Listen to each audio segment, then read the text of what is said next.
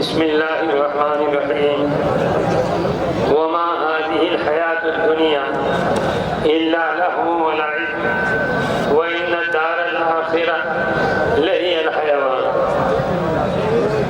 मेरे मोहतरम बुजुर्गों, अभी तो मौलाना हाफिज साहब बहुत दर्द भरे अंदाज से हमें नसीहत करके गए हैं।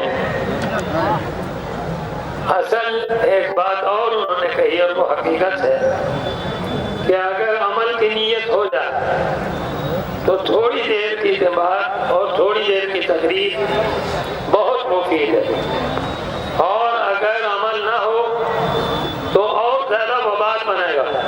क़यामत के दिन अल्लाह सवाल करेंगे कि मेरी बातें सुनते थे, अमल क्यों नहीं करते? ये सवाल का जवाब देना पड़ेगा। अमल हो जाए तो दीन दुनिया में आबादी आ जाएगी। जो हमारी खराबियां जिंदगी की आज मामलात में हमारे सब कुछ, कोई बुजुर्ग ऐसा नहीं जो आपको हमें नसीहत न करता हो, लेकिन जो हमारे चौधरी साहिबान हैं जिस बात का अड़ियल है, बस अड़ियल है।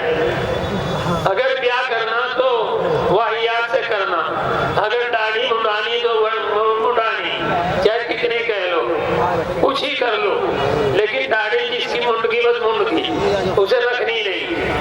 शादियों के पते पता नहीं कहां से कहां तक दिए जाए। अभी हमारे बुजुर्गों से कितना बड़ा ताल्लुक सभी का है, हजरत मौलाना महमूद मदनी दामत बरकातुहू से, लेकिन शादियां की किसी को पता भी नहीं। खुद आपकी बहन की शादी थी, मैं खुद मौजूद था। मौलाना अनवर साहब जो बिजनौर के, उनसे निकाह होना था। मौलाना मरहूम साहब मोहतमिम दारुल देवबंद के लड़के थे, और दोपहर के खाने में वो शरीक थे, हम भी शरीक थे। कोई जागती नहीं थी, कोई पता भी नहीं था कि क्या मामला। जोहर की नमाज हुई और जोहर की नमाज में हजरत ने सिर्फ इतना फरमाया, भाई ठहरियो निकाह होगा। फिर हजरत ने, मौलाना मरहूम साहब रहमतुल्लाह अलैह ने फरमाया, हजरत निकाह आप ही पढ़ाएंगे। खैर, हम लोग जब समझे, जब हजरत ने अपनी बच्ची का नाम लेकर फरमाया, मैं अपनी बच्ची फलां का निकाह इतने महर में कर रहा हूँ, खुदा की कसम सब लोगों को पता लगा वहां जितने थे कि हजरत की लड़की का निकाह है। और हमारे थोड़ी मुच्छों को तो वजह थोड़े से पैसे आ जा गई थे, चाहे लूट के आ जा, चाहे खेतों से आ जा, लेकिन फिर नहीं कोई मतलब जो किसी की आलिम की मान ले।